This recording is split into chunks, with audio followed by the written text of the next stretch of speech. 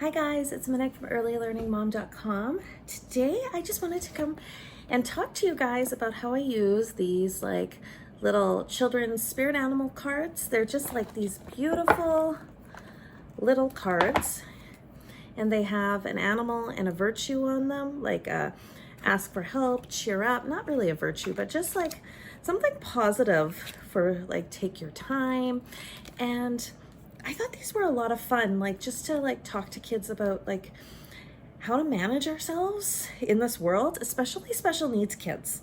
And so I incorporated these cards with our reading program. And so how I do that, this is separate from our actual assigned reading program where we read one regular book 3 times, like a new book 3 times, and one retired book 3 times per day. This is separate because we only pick one card. So I'll have him knock on the cards and we just pick a card. And so let's say we picked Beaver. It's Beaver, do your chores. And so the cards come with like a little guidebook. But as you can see, when you want to read about the beaver, the writing is quite tiny. I can read it easily, but I'm an adult with fully developed eyes. And so a child with a brain injury might have convergence issues. And these little letters are way too small for them to read. So what I did was I created these homemade books. And so I have the book Beaver.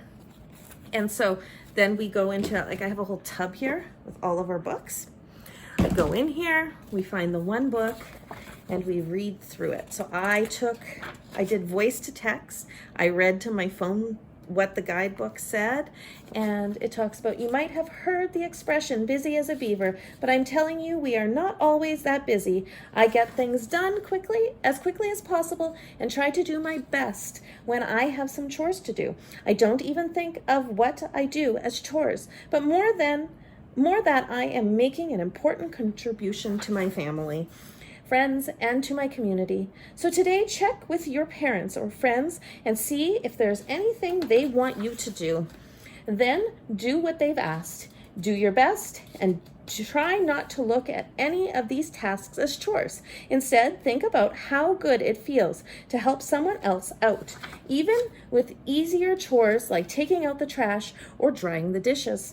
Especially in your family, there are a lot of ways you can help out by doing a different job, and do them with a smile.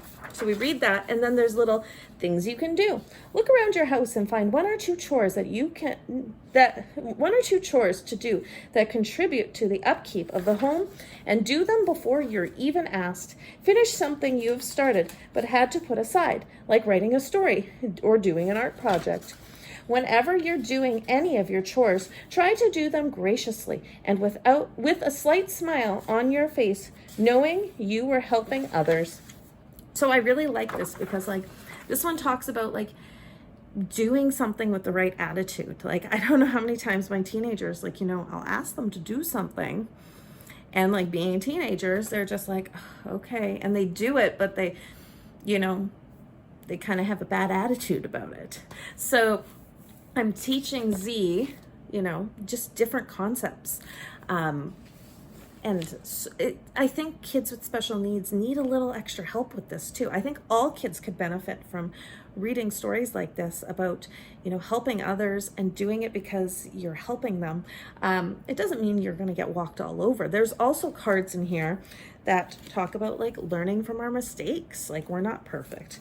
You can do it, being confident, cooperating with others. But in the Dolphin book, Cooperating with Others, they also talk about it's got to be fair for both parties. So yes, if you compromise, it's helpful, but you shouldn't always be the one compromising. So I really enjoy these cards, and I enjoy doing this with Z. And what I do is he picks one card, we read the story, we kind of talk about it throughout the day, and I just put I write the date inside the book when we hit it. And yeah, I don't kind of cram it in like I do the other books, 3 times in one day. We just read it once and we enjoy it. And he gets really excited when I pull down this bin and I pull out our cards. I'm like, oh, what animal are we going to get today?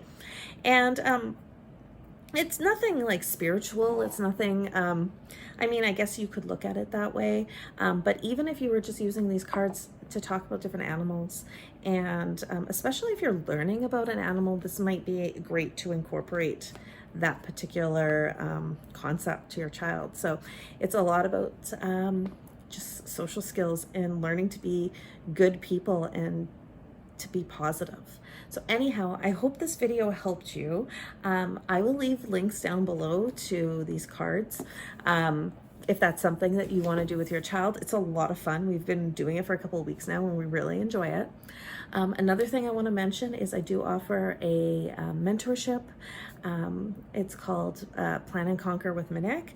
I'll leave the link down below. It's just for special needs moms that want to connect and want some mentorship or some support in different areas of the program and homeschooling and just all around parenting. So anyhow, thanks for watching. Be sure to like, subscribe, and I will talk to you next time.